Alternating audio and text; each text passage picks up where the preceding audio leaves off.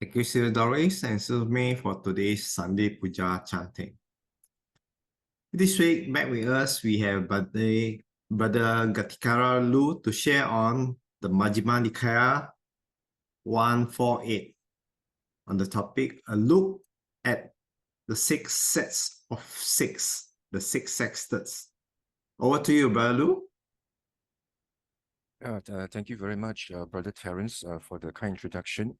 Very good morning, brothers and sisters in the Dhamma. I'm indeed very happy today that I'm able to again share the Dhamma with you on this platform. Okay. Before we begin with today's Dhamma sharing, let us first of all put our palms together in Anjali and pay our highest and deepest homage and respect to the Buddha, the Blessed One, whom through his compassion and his great sacrifice, he has rediscovered the path to liberation, and that has enabled us to practice the true Dhamma, practice and realize the true Dhamma. Namo tassa bhagavato arahato samma sambuddhassa. Namo tassa bhagavato arahato samma sambuddhassa. Namo tassa bhagavato arahato samma sambuddhassa. Okay, very good morning again. Okay, so for today's Dhamma sharing, I've actually selected a sutta, from the Majjhima Nikaya, which is the middle-length discourses, from the Sutta Pitaka. And this is actually extracted from Sutta number 148 from the Majjhima Nikaya, and it's actually entitled the six sets of six. So when you actually hear six sets of six, it does sound rather cryptic, right? And also it sounds like something rather fun, right? It's like a game, six sets of six. But this is how remarkable, and how skillful the Buddha is, as a teacher, the Blessed One. The Buddha is actually able to structure, and tailor, his teaching, in such a way, and group them in such a way that it's actually very easy to understand, and it actually appeals, to the lay people as well. So, when the Buddha mentions six sets of six, of course, when the Buddha says six sets, of course, we all know, this six sets, is basically the Buddha is actually making reference to our six sense basis, like essentially, right? As I think most of us will know, especially Buddhists, this six sets of six. And when we refer to six sense bases, we are referring essentially, for example, to our eye base, to our ear base, our nose base, our tongue base, and of course our body base, and lastly is our mind base. These are actually our six sets, six sense bases. So the Buddha has actually encompassed, these six sets, six sense bases into this six sets. So he has actually grouped this in this sutta, which is MN 148. And of course, the Buddha didn't just stop at six sets. He went on to also mention that this six sets of six, which means in each of the six sets, there are actually six accompanying items, in these six sets. So which means, in each of the sense base that we have, the Buddha says that there's actually these six items that we should actually contemplate, and we should be mindful and contemplate of these six items that actually they are actually go hand in hand or in tandem, with these six sets. So actually this, of course, this six sets of six and these six items, I will actually elaborate it, in greater detail later, but suffice to say right now, these six sets, of course, refer to our six sense bases. But of course, there's also these six items that accompany the six sets, and I shall elaborate, later, but I find this MN 148, is actually a very interesting, and also a very important sutta, that the Buddha has actually, out of all the discourses that Buddha has actually given, this one MN 148, is actually one of the most important suttas that the Buddha has actually taught, in terms of, how we should actually contemplate and how we should actually cultivate ourselves, in terms of bhavana, mental development, as well as in terms of how we should meditate, So, and it's actually personally one of my favorite suttas as well, because this one sutta, this is actually one sutta where the Buddha is actually able to amalgamate these 6 sets, you know, 6 sense bases together with the 5 aggregates, as what you can see later, you know. And we know that these 5 aggregates, the 5 khandas, right, you know, subject to this clinging, actually are the most important, you know, items, you know, or the objects that we should actually be contemplating. You know, it's if you actually look through all the suttas that the Buddha, which actually records all the Buddha's discourses in terms of how, you know, all the monastics, you know, and all the lay people in the past, you know, during the Buddha's time, how, you know, many of them actually attain liberation, enlightenment, you know, just and just by contemplating these 5 aggregates alone, you know. And the Buddha has declared, you know, these 5 aggregates as actually the most important thing we should actually contemplate, you know, in terms of, you know, being able to realize, you know, the truth, being able to penetrate into the Dhamma, and being able to uproot, you know, all the defilements in terms of our, in terms of uprooting, you know, our the ignorance, you know, this avijja, you know, and also the accompanying loba, dosa, moha, you know. And the only way to uproot this, you know, is actually by contemplating the 5 aggregates, you know. And this is something that's actually very, very important, because it is actually avijja, you know, there's actually been that has actually caused us to be like a dog, you know, you're being on a leash, you know, being going around and around, you know, running around, you know, in the you know, in this running around and around on a leash around this strong pose, you know, and not being able to actually you know, get out of this running around, you know, for the longest time we've been running around like a dog on the leash. This is a simile that the Buddha has given, that we are like this we have been actually traveling, you know, and being trapped and shackled to this samsara for the longest time, you know, since time immemorial. You know, this samsara, right, is actually you know, it's inconceivable. You know, the beginning is inconceivable, and it's inconceivable. You know, in terms of the ending of samsara is also inconceivable. Why?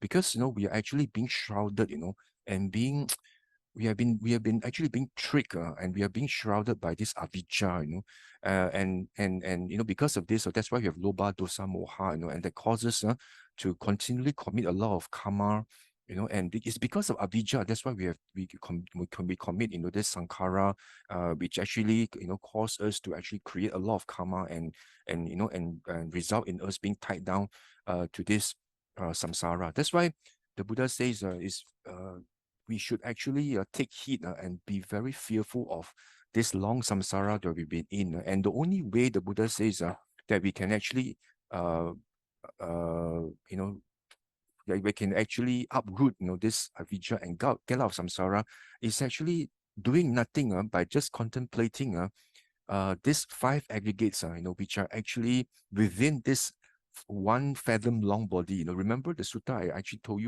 you about this. I shared with you about this Rohitasa. Remember this Deva? He used to be a sage before he actually passed away and became a Deva.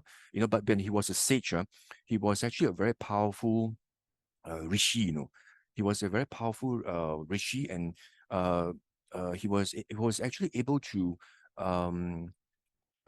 travel, you know, at very fast speed. You know, he had very strong psychic power. So because of this strong psychic power, you know, there was once he actually thought about, you know, what if I could actually travel the universe using my lightning fast speed, you know, and then go and try to travel to an area, somewhere in the universe where nobody gets born, reborn, and nobody gets old, and nobody dies, you know, and you know, and this Ritasa, right, you know, he actually traveled for the longest time, you know, at the fastest speed. You know, he was traveling on and on and on, stopping only to eat and defecate, you know. But before he reached that place, he actually died, you know. So after he died, he became a Dewa, you know, and he had to hear, and when he became a Dewa, you know, he actually had the fortune to meet the Buddha, you know. So he actually asked the Blessed One this question. He said, hey, you know, Master Gautama, you know, is there actually any place in the universe where nobody gets born and nobody gets reborn and nobody grows old and nobody dies, you know? Then the Buddha says, there's no such place at all, Rohitasa. You know, I can assure you, there's no such place where you can go to a place where, you know, nobody grows old and nobody dies, you know. But there's only one place, where Nibbana can be found, and Nibbana is found within this 1 fathom long body of yours. This 6 foot long body of yours is where you can contemplate, till you penetrate Dhamma and able to reach, Nibbana, being able to eradicate all the defilements, all the asavas, and become an arahant. It's not like, anywhere in the universe, but it's within this 6 foot long body, the Buddha says. And the Buddha says 6 foot long body because of what? Because of 5 aggregates, So when we know that these five aggregates are very important, it is actually the most important object that we should actually meditate, especially when we do, bhavana, when we contemplate. 5 aggregates must be contemplated for us to realize what? Realize anatta nature of this 5 aggregates, right? Non-self, it's actually empty. There's nothing to cling on to, But how do we actually meditate to actually be able to realize this emptiness contemplation of these 5 aggregates? A lot of people actually ask, how do you contemplate the 5 aggregates? It sounds good. Yes, we should contemplate 5 aggregates, but how do we go about contemplating 5 aggregates? So that's why this MN 148 is a very important sutta, because in this sutta, the Blessed One actually amalgamates and integrates the 5 aggregates into our 6 sense bases, and the Buddha makes it very easy for us to contemplate aggregates, because the 5, 6 senses are always with us, whenever we are awake, what you see, what you hear, or what you smell, or what you taste, or what you actually touch, in terms of the body contact, and what you think, your mind base, it is always with us, and it's so easy for us to contemplate, the 5 aggregates, That's why this MN 148 actually gives us that formula, that path, for us to practice towards attaining liberation. So that's why I've chosen this MN 148 for us to discuss, this topic on MN 148, because it's something that's actually very, very important, for us to realize, especially, as Buddhists, we must actually know the path for us to practice, so that we practice the right kind of meditation, for us to have the right sati and the right samadhi, for us to attain the right knowledge and liberation. Otherwise, if you actually practice it the wrong way, then you are actually practicing, the miccha sati, miccha samadhi, and all these leads to wrong liberation, right? So we must practice the right Noble Eightfold Path. That's why this one MN 148 is actually something. It's a very important sutta, and it's also very interesting. So that's why I've actually selected this sutta. And in the past, in my previous talks, I did actually also highlight this MN 148, but just very briefly. But perhaps for this Dhamma sharing today, I would like to just perhaps go further and deeper into this sutta, this one MN 148, and for us to actually understand how the Buddha has actually taught in terms of how we should actually meditate and contemplate, so that we are able to attain the different stages of enlightenment, all the way from Sotapanna, all the way to Arahantship. How do we actually go about doing this in contemplating the 5 aggregates? And we can find the answer in this MN 148.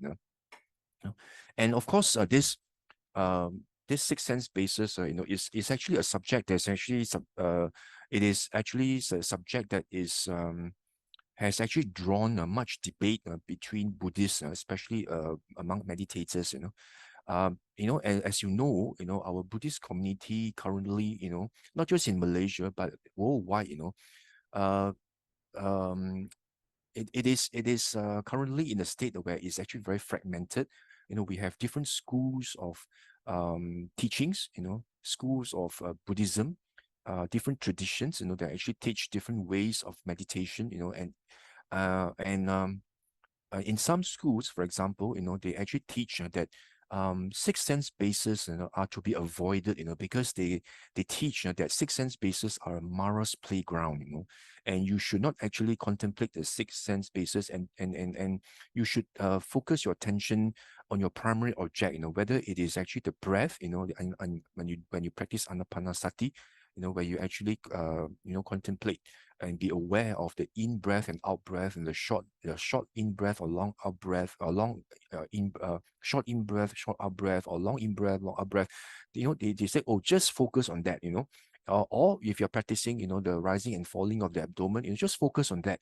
Do not actually let your mindfulness stray onto the Mara's playground, or the sixth sense basis where, you actually then not practicing rightly, because you shouldn't actually place your sati on the sixth sense basis, um, and they say, also, so they teach that even if something happens or occurs at your sixth sense basis, right, just watch passively, as it comes, as it goes.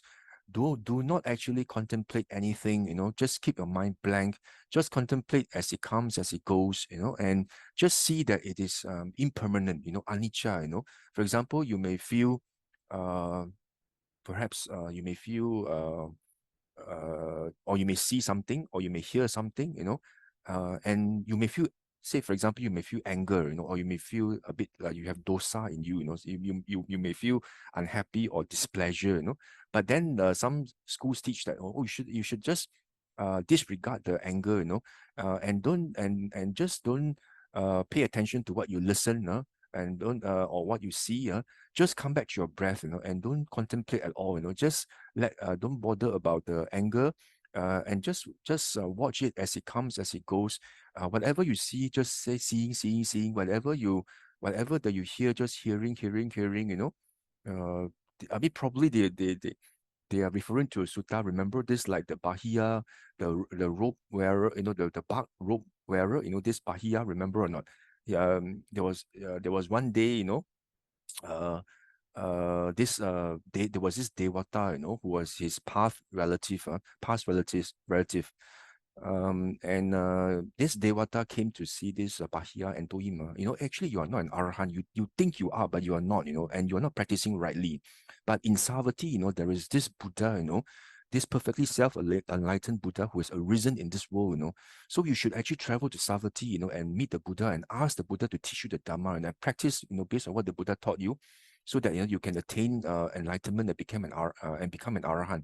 So this Bahiya went over, and I met the Buddha, and the Buddha at that time was on a Pindabat, and the Buddha said, he actually beseeched the Buddha 3 times to teach the Dhamma. The Buddha said, no, this is not the right time. I'm on my Pindabat, but then this Bahiya was very insistent. He said, please, Buddha, blessed one, please teach me now, for no one knows, how long I can be alive, for all you know, after, I leave here, I may be killed, I may not have the chance to meet you again. So better tell me now, better teach me, even in brief also, never mind, just give me some short stanzas so that I can practice.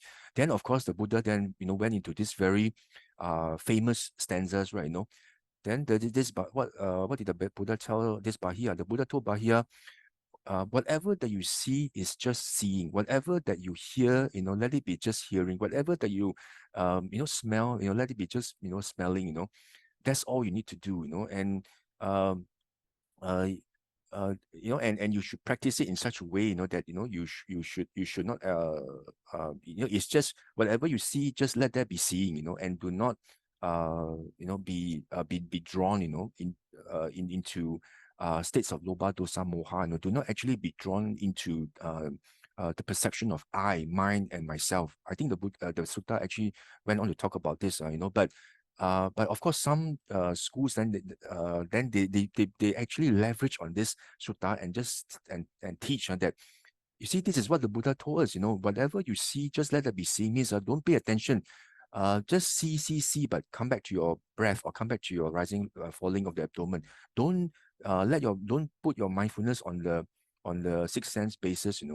But actually, if you read the sutta in detail, the Buddha didn't just stop at seeing, but the Buddha says that do not actually let that be seeing only, or let that be hearing only, but do not actually then be trapped into this perception of I, mine, and myself. Means you must not have this wrong perception, or the wrong, or the moha, the moha, the ignorance, the delusion of I. You shouldn't let it slip into your mind that, you start having this delusion of I, mine, and myself, in this atta, in everything that you see, you hear, there shouldn't be I. Otherwise, you'll be caught and you'll be reborn again.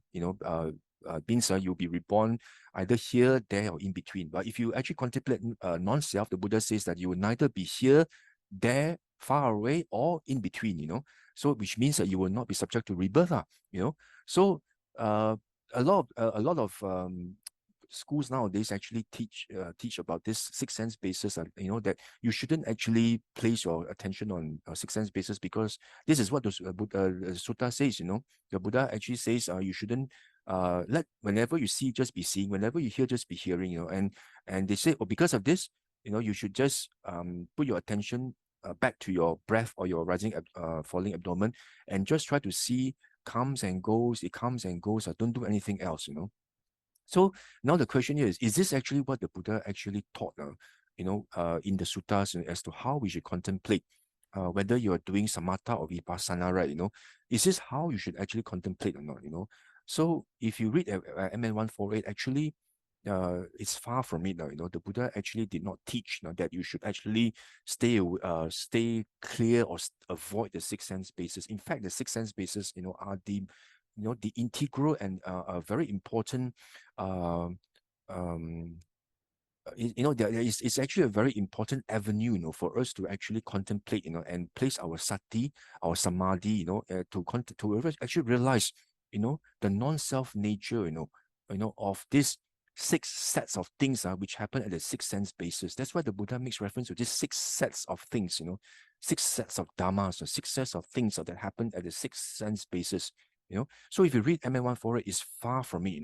You're supposed to actually contemplate the six items at the six sense basis in order for you to realize the non-self nature of the five aggregates. Because if you keep on avoiding the six sense basis and you don't actually see how your mind reacts to it, you will never be able to actually realize the five aggregates. And if you don't actually contemplate five aggregates in terms of non-self nature, you are not even able to penetrate into the Dhamma, and you can't even attain Sotapatti. That's how it is. If you don't actually contemplate the five aggregates, you can never even become a first fruit attainer. You can't even be a Sotapanna. So that's why it's so important for us to actually understand, how the Buddha has taught in terms of how we should contemplate our five aggregates through the six sense basis, and this is actually very, very well explained by the Blessed One in MN 148. So before I continue, I would like to just share this screen with you. Okay, here I've actually shared the screen where I've shown this MN 148 from the Sutta Central. Okay, you can actually refer to it if you have the time. And this six sets of six is a very like I said, is actually a very important sutta, because it actually converges the five aggregates with the six sense basis, and this is enable us to practice to contemplate the five aggregates very easily through the six sense doors only. You don't even have to have any psychic power or any precondition to actually practice. Anybody can practice, six sets of six. And this sutta begins by saying, on one occasion, the Blessed One was actually living in Savatthi in Jeta's Grove, in the Anathapindika's Park. And in this Anathapindika's Park in the Jeta's Grove, the Buddha actually delivered this MN 148 to the bhikkhus, to the monks. And the Buddha started by saying bhikkhus, and the monks said, yes, Bhante, venerable sir, they replied. And the Buddha said this, bhikkhus, I shall teach you the Dhamma that's good in the beginning, good in the middle, and good in the end. And with the right meaning and phrasing, I shall reveal a holy life that's utterly perfect and pure. That is the six sets of six. You see, the Buddha is equating this six sets of six to this holy life that's utterly pure, perfect and pure, in terms of practice. And this is the Buddha actually says the Dhamma that's good in the beginning, middle, and end. And the Buddha is actually relating this the good Dhamma that's good in the beginning, middle, and end to these six sets of six. And the Buddha says, listen and attend closely to what I shall say. Yes, Bhante, the bhikkhus replied. The Buddha said thus. See, this six sets of six. What are these six sets of six? Like I mentioned earlier, these six sets of six actually they belong to the six sense bases of these six sets. Okay. So the Buddha starts off by saying these 6 internal bases should be understood. Okay, and these 6 6 external bases should be understood. So the Buddha is explaining this 6 sets of 6. What are these 6 items? Okay, and the Buddha is explaining that the 6 items of these 6 sense bases are what? Firstly, there's a 6 internal bases. And secondly, there's a 6 external bases, and then the 6 classes of consciousness, our vijnana, the 6 classes of consciousness, the 6 classes of contact should be understood, and the 6 classes of feeling should be understood, and the 6 classes of craving should be understood. You see, there are these 6 items already the Buddha has enumerated. These 6 sets of items the Buddha has actually spelled out, that relate to each of the 6 sense bases we have, the eye base, the nose base, the ear base, the tongue base, the body base, and the mind base. Okay, so we know these 6 sets are referring to this 6 internal bases, 6 external bases, 6 classes of this consciousness, and then 6 the 6 contexts, and the 6 classes of feelings. Okay, so and of course, the Buddha goes on by actually explaining what are these 6 internal sense bases. Okay, then of course the Buddha then explain these 6 internal bases referring to what? The eye base, the ear base, the nose base, the tongue base, the body base, and the mind base. Like I mentioned before, here the Buddha has actually started off. The Buddha is, when he teaches the Dhamma, he's a very systematic teacher. He goes sequentially. He starts by saying, okay, what are these 6 internal sense bases? Of course, then he will actually teach, okay, these 6 sense bases that we have, which are present in us, all the time. And how about these 6 external sense bases? Then the Buddha then teaches, for each of the 6 sense bases we have, there's always a corresponding object that we observe, right? For example, with the eyes, we see what? We see forms, right? Whenever we see a person, we see a house, we see a monastery, we see, whatever that our eyes come into contact with, that is the form, so the form is the external sense base for the eye, and of course the Buddha then goes on by saying the sound base, the odor base, the smell base, the flavor base, the flavor, all the taste that we have in the tongue, the tangible base, which means it's actually the body base, is the touch base, and also the mind object base, the mind object, whatever that arises in your mind, the dhammas, your mind is able to be able to come in to know, what has arisen in your mind. It can be a thought, it can be a feeling, it can be an emotion, or it can be an intention, So all these are mind objects. The moment it arises in your mind, immediately So that is actually the external base for the mind. So now we have this 6 external sense bases, and the Buddha goes on by saying, how about the 6 classes of consciousness, and the Buddha teaches that this consciousness, how does consciousness arise? Consciousness arises vijnana is because of what? It's because our sense base getting into contact with the sense object, right? For example, the Buddha says here, dependent on the eye and forms, eye consciousness arise, So when you see something, it's not really you who see, but it's actually the eye base, getting on contact with the object. Then the consciousness, and when there's a tension that applies to this object, then of course the consciousness arises. Because if you don't apply attention, to whatever that comes in front of you, then of course there's no consciousness. For example, when you are deep in reading a book, or we are deep in concentration on into doing something, even when somebody calls you, you may not even be aware. You don't know, did anybody call me? So there is no consciousness. But if you apply the attention to it, then this consciousness arises. Then the Buddha then goes on by saying, dependent on the ear and sound, ear consciousness arises, nose and odors, the nose consciousness arises, tongue and flavors, tongue consciousness arises. The same, in the body, the touch base, and the mind object, the corresponding consciousness, vijnana, will arise. Okay, so this is very clear. The 6 internal sense bases, the 6 6 external sense object, and also the consciousness. And then the Buddha then actually says that there's also the 6 classes of contact. How does contact happen? Contact happens, when the sense object, and the sense base together with the consciousness, when they actually come together, when they converge, and come together, that's where contact happens, you see. And true enough, the Buddha actually says, dependent on the I forms, I consciousness arises. The meeting of the three is contact, So the Buddha says, if your I base comes into contact with the form, and consciousness arises, so the meeting of these three is actually called contact, Of course, then the Buddha goes on by describing the other 6 sense bases, in terms of our ear, nose, our tongue, our body base, and then the mind itself, the same thing. Whenever the sense base comes into contact with the sense object, the consciousness arises, and the coming of the meeting of the three, is actually contact. See? And when contact happens, what actually happens, when there's contact?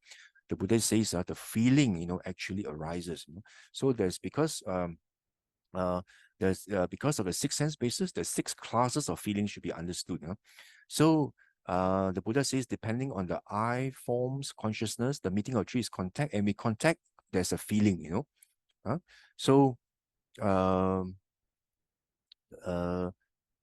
so the Buddha actually goes on by actually describing, in terms of the feelings for the other 6 sense bases as well, you see. So then the Buddha says this is 5th set of the 6, okay, which is actually the feeling, So when feeling arises, then what happens? When feeling arises, as you know, feeling actually in the Buddha's, in the Dhamma, in the Buddha's teaching, feeling actually are of 3 types. You have the pleasant feeling, you have the painful feeling, and of course there's a neither pleasant nor painful feeling, which is actually the neutral feeling. So there are these 3 types. So feelings are actually very specific in the teachings of the Buddha. The feelings are not, the Buddha does not refer to like emotions, which actually there are other elements into emotions. There could be intentions, there could be there could be other items that goes into these emotions as well. But in terms of feelings, it's very specific. It's either pleasant, painful, or is neither pleasant nor painful. So whenever you have this pleasant feeling arises, the Buddha says, whenever this feeling arises, then the 6 classes of craving, will also corresponding arise. You see, the Buddha is so systematic, in terms of, looking at how one Dhamma, one thing leads to another sequentially, through causes and conditions of how each of these actually arises. You can see, how systematic, the Dhamma taught by the Buddha is. It's very systematic, and because of this feeling, there's craving. And it's very simple. For example, whenever we see something we like, whenever we perhaps see a plate of food we like, or perhaps a piece of music that we actually fancy. It can be a classical piece, or it can be a pop music or something that you actually like. It actually brings back a lot of fond memories. Oh, you like the piece of music. And this pleasant feeling arises, leads to what? Leads to more craving. I want it more. I want the pleasant feeling to continue. I want to cling onto it. I don't want this good feeling to go to disappear. I want it to continue. So because of this, craving arises. This 5 cords of sensual pleasure, arise. You want to crave more and more. So the Buddha knows this very well. And the Buddha says, depending on the I and forms, I consciousness arises. And the meeting of 3 is contact. And we contact as a condition, there's feeling, and we feeling as a condition, there's craving. You see how systematic, and how remarkable the Buddha is, right? When he teaches the Dhamma, everything is so sequential, and you can actually very easily understand. You don't even have to be a philosopher or anybody to understand the Dhamma. It can be anybody. You see, it's something you can relate to every day. You see something nice, you have this pleasant feeling, because of what your sense base come to sense, into contact with the object, and because of that, there's consciousness, then there's contact, there's feeling, and there's craving, So that's why the Buddha actually then highlights these 6 sets of things that actually happen at the 6 sense basis. So the 6 sets of 6, so at this in this MN 148, So the Buddha actually says if you actually look at this six sets of things at the six sense basis, right? Basically, you can actually understand how we can actually contemplate the five aggregates. When you actually when you actually watch your mind and see how your mind reacts to the six sense doors. So for example, if you actually see something and or you hear something and the craving arises, see the moment you see you whenever there's craving or clinging or arises, this craving itself is really a sankhara, because there's actually intention for you to crave, right? So the sankhara is there, volitional formation sankhara, as one of the five aggregates, right? Okay, and then and how does this sankhara, this craving, arise? Oh, it's because of this feeling that arises, this vedana, whether it's pleasant or unpleasant, or whether it's actually neither pleasant nor painful, So you have this feeling, that causes the craving, right? So when you actually contemplate feeling, you have really contemplated the feelings of the five aggregates. But of course, it can be pleasant, it can be unpleasant as well. So when unpleasant happens, then there's aversion, right? You dislike, you dislike the person, or you dislike the music, or you dislike the food, you say, oh, I don't like this, I don't like this, I don't like that. You dislike is also a kind of it's also a kind of defilement as well. It's also dosa, The dosa doesn't mean that you hate it's not hatred, it's a wide spectrum. Even dislike itself is actually a dosa, So when you actually have this pleasant or unpleasant feeling, then of course you have craving and aversion as well. So when you contemplate feelings, you're really contemplating the feelings as well, right? So and of course, when you actually contemplate this feelings, how feeling actually happens together with perception, right?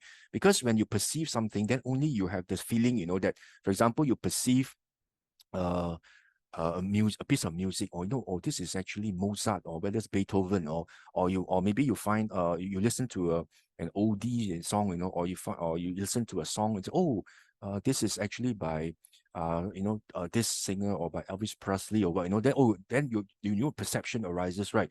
Then then only then this pleasant feeling arises, So that's why this feeling and perception, will actually go hand in hand, And how do this feeling and perception happens? Because of contact, contact. When you actually listen to the piece of music, your ear base, getting in touch, with the sound, that's when the consciousness arises, and coming together is actually the coming of the three is actually contact, So you would have actually contemplated what so far, the sankhara, the volitional formations, the feelings, and also in terms of perceptions, right? And also and also in terms of contact, before that there's always a consciousness as well, right? Because how does contact happen? Because of consciousness, and also this internal and external six sense basis. So this consciousness, when you actually contemplate, for example, when we see something, there's eye, and there's also the form. That's how the eye consciousness arises, leading to contact. So when you contemplate, eye consciousness, due to eye consciousness reason, you would have contemplated consciousness as well. Okay, so and how does consciousness arise? Consciousness arise because of what? The sense base coming in contact, with the sense object, which is actually in rupa, form, So if you look at this, the way you contemplate, right, so by looking at these six sets of six within the six sense bases, you would have actually contemplated the five aggregates, right, in terms of the form, the feelings, right, then you have the perceptions, the volitional formations, and the consciousness. So these five aggregates have actually been embedded, into the six sets of the six sense bases. You see how wonderful this MN148 is. So if you contemplate, if you're able to have this open mindfulness wherever you are, whether you are at work, or whether you are at home, wherever you are, you can practice, vipassana, and samatha anytime, by opening your sense basis.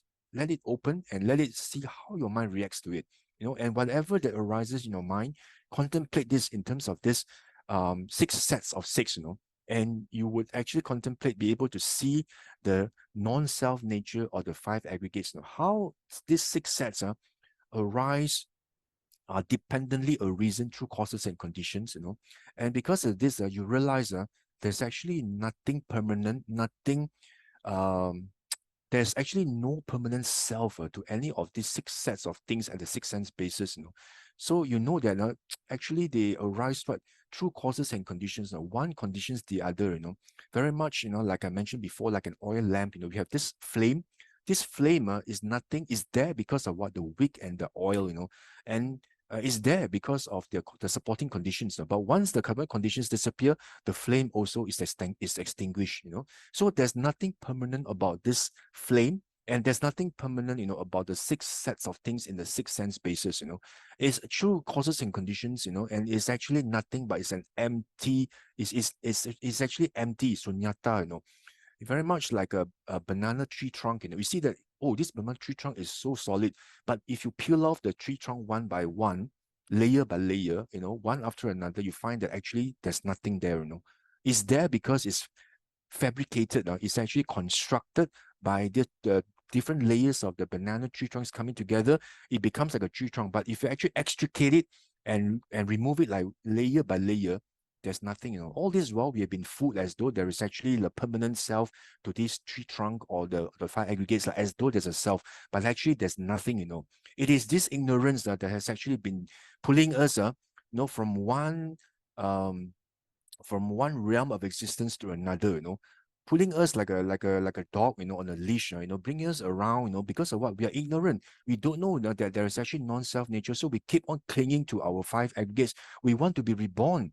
We want to be reborn in the Deva realm. We want to be reborn as a Brahma, So we have this craving that we always want our self to persist, to have this everlasting nature, we want this self to be preserved. That's actually, we are being shrouded, we are being tricked by this ignorance. Actually, there's nothing, So if you're able to contemplate these six sets of six through these six sense doors, you'll be able to penetrate, and go straight into the very core Dhamma, that actually there's no self to it, and this is actually, that's why the Buddha said, this in this sutta, the Buddha says, listen carefully, I'm going to teach you this, and this is actually how you can actually get out of samsara, You see, that's why you see the Buddha goes on in this sutta by actually highlighting about this non-self again. The Buddha says, if anyone says the I is self, that is not tenable. The rise and fall of the I are discerned. And since the rise and the fall are discerned, it will follow myself. It would follow that myself rises and falls. That's why it is not tenable for anyone to say the I is self. Thus the I is not self. Because we know that if you say the I is self, then it cannot be, because we can see the rise and fall of the eyes, and if the eye can actually rise, can actually arise and fall, how can you say that that how can you say that there is a self? Because if the eye is actually it can actually rise and fall, means it can become otherwise, it's not permanent, then how can you how can you be actually have a permanent unchanging self? That's what the Buddha is saying, then you can only say that you have a permanent self only if your eyes are actually permanent and unchanging, right? But because your eyes are permanent, are impermanent, they are subject to changes, becoming otherwise, that's why the Buddha says that there can never be a self. You cannot say that I have a self, because the self actually rises and falls, you see. So you can't say that there's actually a self, in if you actually reflect it and contemplate carefully. So the Buddha then goes on by saying, the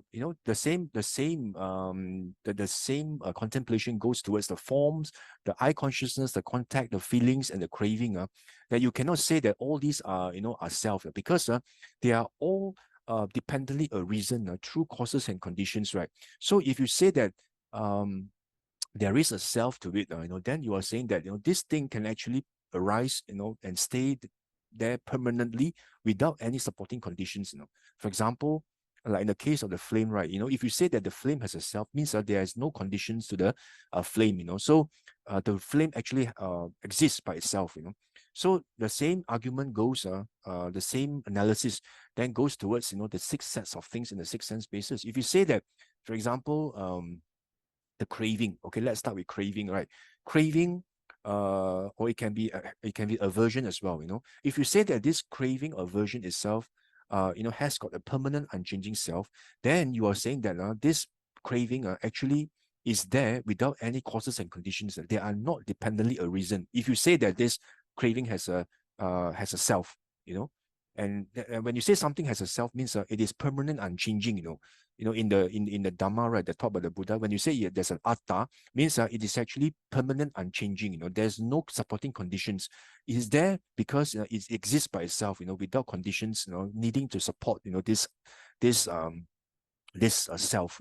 So that's why, if you actually look at it, because we have seen, when you contemplate the six sets of six, this craving arises because of what? Because of all the pleasant feelings and the please and the perception, and the feelings, perception happen because of contact, and the contact happens because of what? The internal and external sense base, as well as the consciousness coming together. So you see, this craving is nothing but is a product of causes and conditions, through all this interplay of this conditioning, and how they are actually dependently a reason and constructed. They are fabricated. There is actually nothing permanent to it. Just very much like a banana tree trunk, or it can be actually like a bubble. You see that the bubble is there, but actually it's not. You see a mirage. For example, if you're in a desert, you see a mirage, right? As though there's an oasis, in the far, and you actually continue to travel on the camel to the oasis, but actually when you reach there, there's actually nothing there. It's actually just hot, dry, arid, desert. But from far, it seems as though it's there, but actually it's not.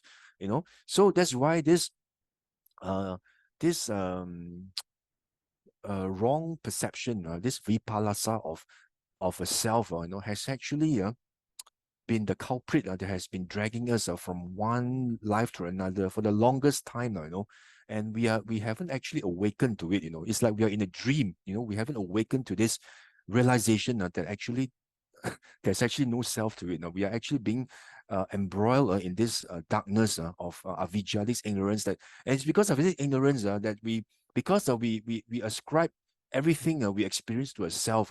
That's why we have lobha, dosa, moha arises in us. We want something. That's why we have lobha. We are greedy. We want something because we have this perception that, oh, it's permanent. I want it.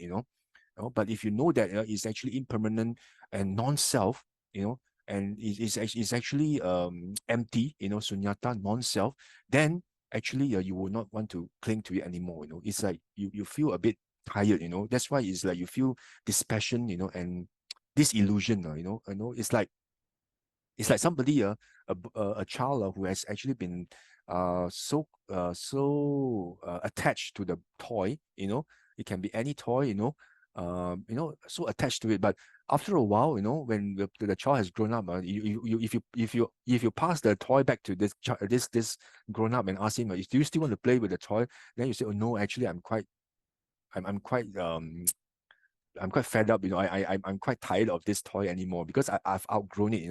It's very much the same. So if you keep on clinging to this self, then you will continue to be actually chained, and shackled by this lobha, dosa, moha, and the mastermind, the kingpin behind it is actually our ignorance, which is avidya, and this avidya is actually being supported by our asavas. There are all these wrong perceptions and all these mental inflows that actually chain us for the longest time. That's why this MN14 is very important, because if you actually contemplate it in this way, by realizing how these six sets and each of the six sense bases actually how they interplay, through causes and conditions, then you would actually be able to penetrate the Dhamma, and be able to realize that actually there's no permanent, there's no self, permanent, unchanging self to anything you experience. It can be your craving, it can be your feelings. You can feel really angry. I mean, you can have this emotion of angry, this unpleasant feeling, this painful feeling, disappointment, painful feeling. But actually, if you come to think of it, actually all these are empty. They are empty of itself. It's there because of causes and conditions. When something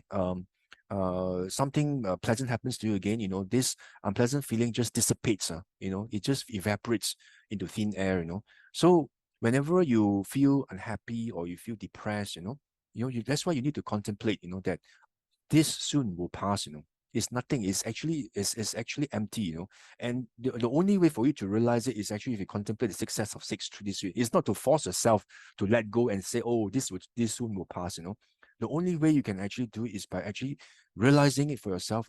That's what the Buddha says.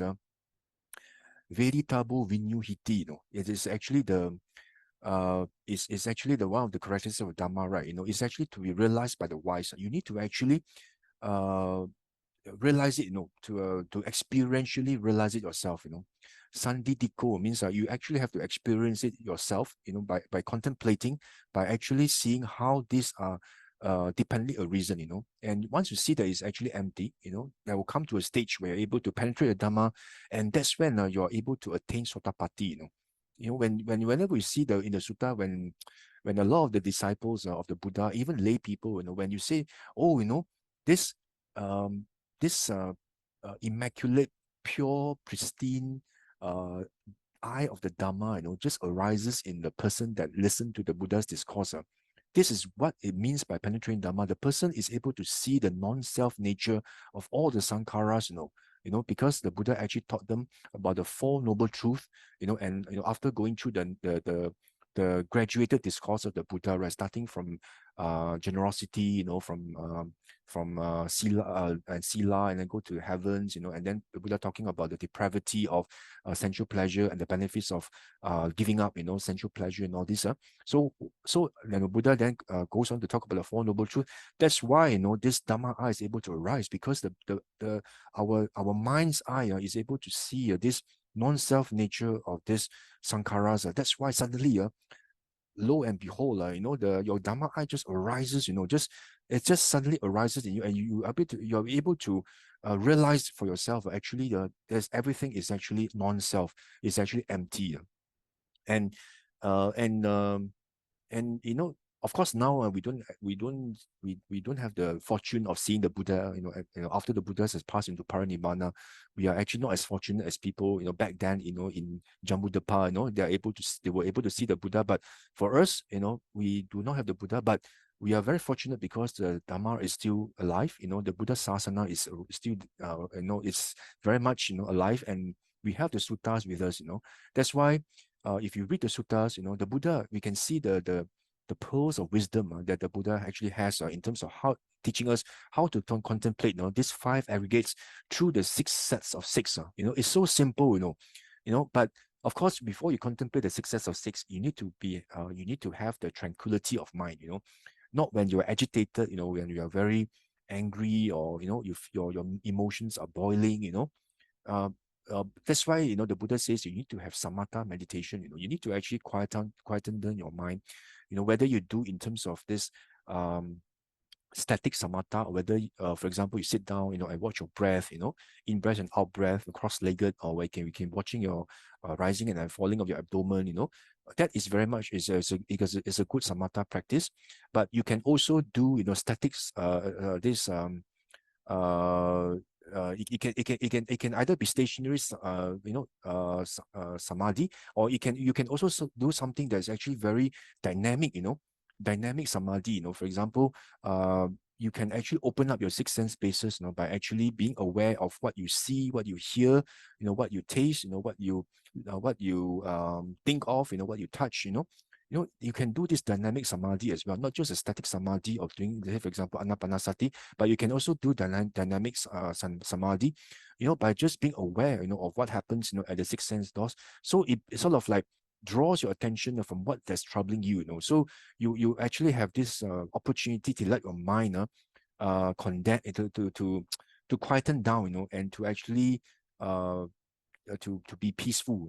So once you develop that tranquility, where your thoughts are actually more far paced, they're actually more pace far away, you don't have that much of thoughts, assailing you. You become more peaceful. That's where you can apply the vipassana of contemplating how these 6 sets of things, arise through causes and conditions. And that's when you develop this passion, and you let go, of this defilements, whether it's anger, whether it's greed, you want to do something unwholesome because of greed. You can contemplate all this, or it can also be, due to hatred, or it can be due to delusion. For example, the moment you find that you're ascribing whatever you experience to a self. This is mine, I want this back. This is mine. Why should I let go? This belongs to me. I have the right to to hold on to this. Why should I give it? If you have this thing that you are clinging to, this me, mine, and myself, that's where the delusion has happened. That's where you can apply this 6 sets of 6 as well, to see how there are these whatever you experience, the sankharas are actually, they're nothing but they are actually dependently arisen through causes and conditions. They are product of causes and conditions, and therefore there's nothing intrinsic within these things that you hold so dearly to. Actually is nothing, is empty. That's when you're able to penetrate the Dhamma, and you're able to let go, and then you have won the most difficult battle that anybody can win. Remember in Dhammapada, the Buddha says, if you can actually conquer thousands of armies, but if you can actually conquer yourself, by actually uprooting lobha, dosa, moha, by contemplating this anatta nature, the non-self nature of all this experience, then you are actually a true winner. You're really a true hero. Not by actually conquering thousands and millions of armies, but by conquering yourself. That's where it is the hardest and most difficult battle to win. And to do this, you must actually contemplate these 6 sets of 6. Of course, then the Buddha actually goes on by actually further explaining to the monks the originating of identity, originating of self. How does this self arise? See, the Buddha is so methodical, so systematic. He teaches about this 6 sets of 6. Then he actually teaches about actually this is non-self.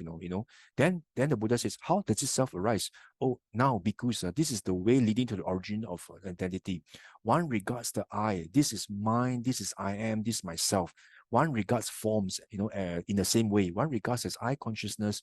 One regards the eye contact, in the same way, and one regards feelings and cravings in the same way. In a nutshell, what the Buddha is saying, that the reason why we are being caught in this samsara for the longest time, is inconceivable. If you remember the suttas I shared with you, in terms of 100 years, actually, a Dewa uses this kasi cloth to just wipe this 1 yojana long of mountain, this 7 kilometers wide mountain, 11 kilometers high mountain, and you just use the kasi cloth 100 years, just once, and wipe it once, and this one aeon, one kappa has already passed, and you have not even finished, exhausting the whole mountain by using this kasi cloth. Kasi cloth is a very soft cloth, which is actually manufactured in India, kasi. So the Buddha says, this is how long a kappa is, and how long have you been samsara? They says, if 1 grain of sand equates to one kappa, 1 aeon, you have actually been in samsara, for the period where the kappa, is more than the grains of sand on Ganges River. You can imagine how long, we've been like traveling this planes of existence, all the way from the woeful plains to human, to the devas, to the brahmas. For the longest time, we have forgotten how we have suffered in the woeful plains, in hells, and animals, how we are being devoured, by animals. We have forgotten all this, but the Buddha says that we've been here for the longest time. Why? Because we keep on having this ignorance in us. We are being chained by ignorance. That we have this I, mine, myself. This is mine. This is I am. This myself. We actually have this wrong perception. This vipallasa. There's always this I in everything. And we cling to it. at all costs, we hold dearly to it, we cling to it and we grasp a bit, that's why, and the culprit is who? The culprit is ignorance, because we haven't actually been able to contemplate, to actually penetrate the Dhamma. We have been shrouded in this ignorance, this darkness, that has actually been tricking us, for the longest time, that there's always I. That's why, we have this loba dosa moha, that's why we create a lot of this sankhara, this karma. And because of sankhara, because of sankhara, pachaya vijnana, because of this sankhara, this consciousness arises, and this consciousness needs to find this they actually need to actually find a body and a mind to find a place, in order to get rebirth. This sankhara, they actually need to have this mind base and a body base, for us to actually then continue to, as in perpetuation of our craving. That's why, we have this on and on, the sankhara, the vijnana keeps on going, looking for this nama rupa, looking for this nama rupa, depending on the quality of your sankhara lah. If your sankhara, you've done all the kusala karma, then of course the consciousness will then gravitate towards the Deva realm lah. You actually be reborn, as a son of a Deva, in this glittering mansion, But if your sankhara, is actually all the unwholesome, the akusala karma, then your vijnana will then, gravitates towards the hell, and in the womb of an animal, in the peta, right? It depends on the quality, of the karma that you do, But all this arise, whether it's kusala, akusala, is what? Because of ignorance, and it's because there's ignorance, we create a lot of this karma and keeps on propelling us in this samsara. That's why it's nothing but because of this self, That's why this sutta is so important, because the Buddha says, the reason why that, this self arises is because of what? Because of this, we treat these 6 sets of things at the 6 sense doors as I, mine, and myself, And the Buddha continues saying that other than the eye, there's also the ear, the nose, the tongue, the body, the mind. See, the Buddha then explains this is why. It's because of this atta, this self, there's actually been there's always been tricking us, we are at their mercy, we becomes their servant, because we keep on having this I, we keep on clinging to this I, we want to preserve as though there's an I, we think that there's something permanent to this, but actually we've been tricked all this while, So the only way we can do this is actually when you contemplate these 6 sets of 6. It's so important, these 6 sets of 6. Okay. And after knowing this, right, the Buddha is so methodical. He says, after knowing the origin, what is a cessation of this self, cessation of this wrong perception of self. Now, because this is the way leading to the cessation of this identity, this self, right, Sakaya Ditti, when you become a Sotapanna, right, you need to actually eradicate the first factor, which is actually Sakaya Ditti. If you don't eradicate this Sakaya Ditti, this wrong view of a self, then your view is not perfected, Then you are still a Putujana, But if once you become a Sotapanna and you're able to know and see the Dhamma in terms of this Sakaya, eradicating Sakaya Ditti, then you become an Arya, You have joined the ranks of the Aryas, and you have up to 7 lives for you to become an Arahant, up to 7 lifetimes. So the Buddha says the way leading to the cessation of this cessation of self is when you actually regards the I in terms of the form, in terms of the consciousness, in terms of the contact, feelings, and perceptions as what? As not mine. This is not myself. Means there's nothing permanent to it, There's no permanent self to it. That's what the Buddha says. It's just like a dart, like a boy, like an alien, Like it's like something that should be discarded. It's really something that is so despicable. It's nothing to hold on to. The Buddha says he does not even want to exist, just for any brief moment. Just like whenever a bowl of food, actually, is actually tainted, with a slight taint of feces. Would you even want to eat that plane of that bowl of food or not? nobody want to eat, right? Whenever there's a bowl of food, there's nothing, just one small iota of this feces is found, in the noodle. Would you want to eat that plate of noodle or not? Nobody would, right? So that's why the Buddha says, he would not even want to exist to be reborn again. It's just like, this bowl of noodle, just having a single dot of feces, that he just abhors rebirth, doesn't want to exist or be reborn again. The very same simile. That's why this the Buddha says, is beneficial to you if you actually let go of these 5 aggregates. If you let go of these 5 aggregates, the more you let go, if you let go a small extent of 5 aggregates, you actually have, you're free from suffering, to a less extent. If you let go to this 5 aggregates, to a medium extent, then you are free from suffering to a medium extent. If you can actually let go of these 5 aggregates completely, then you are actually, you're free from suffering completely. So how much you can actually let go in 5 aggregates depends on your own your own mental development, your own mental contemplation, your own mental development, your bhavana. So that's why the Buddha says that the way to actually let go is to actually contemplate this 5 aggregates in terms of non-self, this non-self. Okay, so on this point, I just want to highlight again that this contemplation, when the Buddha teaches the Dhamma in terms of eradicating this fetters to actually uproot your clinging to self, the Buddha says you must be to realize non-self. The Buddha doesn't just ask you to actually contemplate impermanence. Anicca alone is not enough. If you actually look at the suttas, the Buddha makes it very clear that you must actually contemplate non-self. If you just contemplate impermanent, then you haven't actually realized the Dhamma.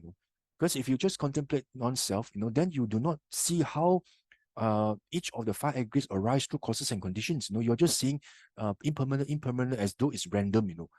And you don't understand why is it impermanent. Why is it impermanent? You don't know. It's like, I just see it's permanent because it happens like that. It just comes and goes. But why is it impermanent? You cannot answer. You just probably think that, oh, that's how it is. That's the nature of things. Or maybe there is a God that makes it impermanent or what. Then you have this wrong idea. So that's why the Buddha says, if you want to contemplate impermanent, it's fine, but you must continue to contemplate in terms of sufferings, dukkha, and also non-self, anatta. So you must actually reach the final destination as non-self. It's like you're actually running on maybe you're in a athletics run. You see the finishing line, is actually the final destination. And you're in this relay athletics, and you're passing the baton to your friend, to run, right? So if you just look at impermanence, right? Then you after getting the baton, you are just stopping there. You're not running towards the final finishing line. The finishing line is where you need to actually realize non-self. But instead of realizing non-self, you're just contented looking at impermanence. When whatever you see at your 6 sense basis, you just say, oh, impermanent. But you don't actually realize non-self. Then you are just like that athletic. You're just basically receiving the baton, and after that you just suddenly just stop. You don't want to continue to run anymore. While others are running towards the finishing line to realize the non-self, but you are just stopping there. Looking at impermanence only. So that's why the Buddha in this MN146, he says to this cessation of this self, you must actually realize it by saying, this is not mine. This I am not. This is not myself. The Buddha makes it very clear, in the sutta that you must realize anatta. It's not just sufficient to look at just impermanence. So the Buddha then goes on by saying, these underlying tendencies, how you should actually contemplate in terms of this 6 sense basis. I see when one is touched by a pleasant feeling, if one delights in it, welcomes it, remains holding on to it, then the underlying tendency of to lust lies within. That's when you actually regard and you have this wrong perception that this pleasant feeling, when you are delighting in sensual pleasure, it's actually something that's permanent, actually it's not, it is actually empty, it's actually like a empty shell, there's nothing to it, it's empty, that's why the Buddha, in the suttas equates um this sensual pleasure like a dog, if you read the suttas, there are many suttas. One of the suttas where the Buddha describes this sensual pleasure. It's just like a hungry, very skinny dog. That you see the bones. This dog has all the. Have you seen all these stray dogs? They have all these bones jutting out. And they are all very dirty. And they have got this skin disease, walking around, very hungry, foraging for food in the dump, in the garbage bins and all this, right? So this dog, is actually squatting, near the butcher, and this butcher, is actually selling meat, and there was one occasion that this dog was very fortunate. So this butcher actually then threw a piece of bones with sinews on it, onto this dog. So the dog was very happy. So it started gnawing, started chewing on this bones, this hard bones. But the more you chew, it's like the sensual pleasure can never be satisfied. The pleasure is there, but it goes off. The pleasure is there, it goes off because what? Because it's non-self. There's no self to it, but you keep on gnawing, but actually there's that the dog doesn't derive any permanent everlasting pleasure from it. And so it keep on gnawing, just like it keeps on wanting, clinging onto this piece of bone, very much like us, right? We cling on to the sensual pleasure. We want more and more. We listen to the music, and we eat something nice. We want more and more. We want this pleasant feeling to continue. We want it to be everlasting. Just like this dog, keep on gnawing, keep on biting at the bones, but actually, there's no meat to it, just sinews and bones only. So the sensual pleasure, it's fleeting. It's like this Buddha says that it's non-self. It is there because of causal conditions, but it goes off. But because you cling onto it, therefore you keep on biting, you keep on wanting more and more and more. So, but the Buddha says that if you realize this non-self nature, then you by contemplating 6 sets of 6, then you'll be able to let go of this sensual pleasure. That's why we see arahants or well-practiced monks, they are very they're able to let go of all this. There's 5 causes of sensual pleasure. They're able to have this equanimity of mind, very peaceful mind, no matter what it is, they're able to let go because of this practicing. Whatever pleasant feeling arises, or even painful feeling, like for example, the Buddha says here, when there is always this aversion, right, you're able to also let go as well, because you're able to see through the non-self, the empty nature of the 6 sense bases, So you see the Buddha see liberation, once you continue to practice, right, the Buddha says, seeing thus, bhikkhus, a well-taught noble disciple becomes disenchanted with the eye, disenchanted with the forms, disenchanted with the eye consciousness, with eye contact, with feeling, with craving. The same goes for the ear, the tongue, the body, the mind, So all these will become disenchanted with the 6 sets of 6, the 6 things that happen at the 6 sense doors, that's where you're able to cultivate, this contemplation of emptiness, meditation on emptiness, this meditation of sunyata, Mahayanist Buddhism, they emphasize a lot on this sunyata, this emptiness meditation, because it is actually a meditation that was practiced by many of the disciples of the Buddha, during the Buddha's time. So you see, after the towards the end of the sutta, right, if you see here, the end of the sutta, you see, this is what the Blessed One said. The bhikkhus were satisfied and delighted in the Blessed One's words. And now while this discourse was being spoken, through not clinging, the minds of 60 bhikkhus were liberated from the taints, which means after the Buddha delivered this MN 148, 60 bhikkhus became arahants. So you can imagine how powerful this sutta is.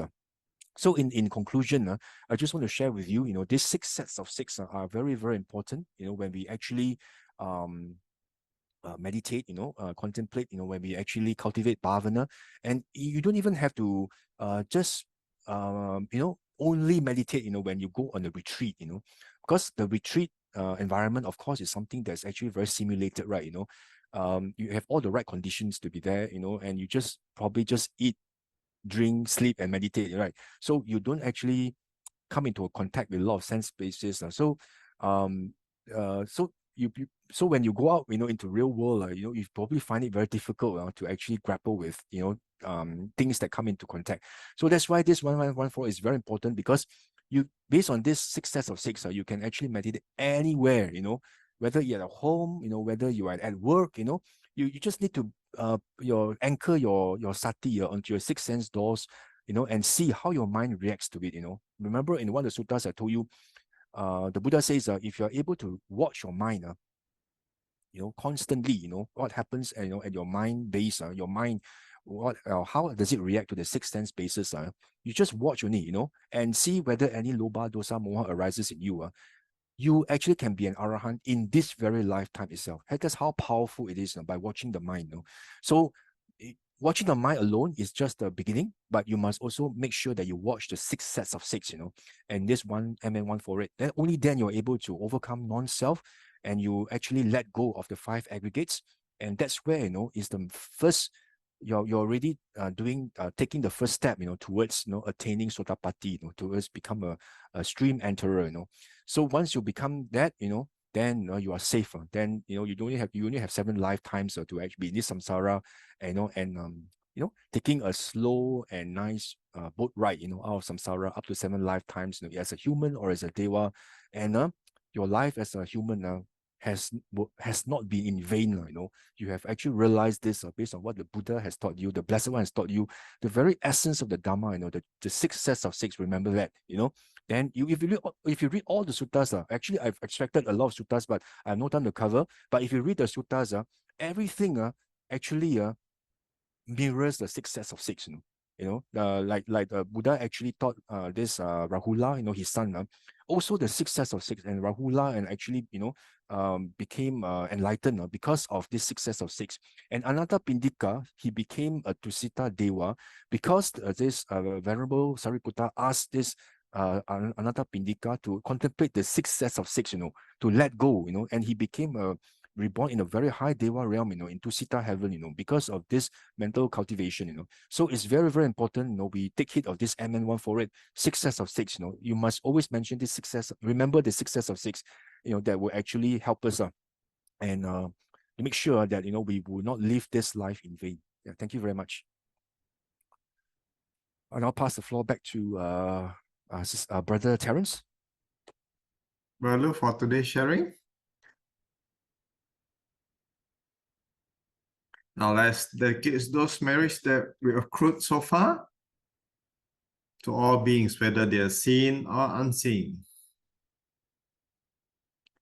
Akasata Chabummata Devanaga Mahidika Punyang Tam Anumoditwa Chiram Rakantu Lokasasanang Ettawata Chang Hehi Sampadang Punya Sampadang Sabbe Deva Sabbe Bhuta Sabbe Satta Anumodantu Sabba Sampatti Siddhya Idang me nyati nang hotu sukita hontu nyatayo Idang me nyati nang hotu sukita hontu nyatayo Idang me nyati nang hotu sukita hontu nyatayo. And aspirations. Imina punya kammena mame bala samagamo satang samagamo hotu yavanibbana pattiya. Sadhu, sadhu, sadhu. Thank you everyone for watching. For other videos, please visit the links below. See you all soon. Bye-bye for now.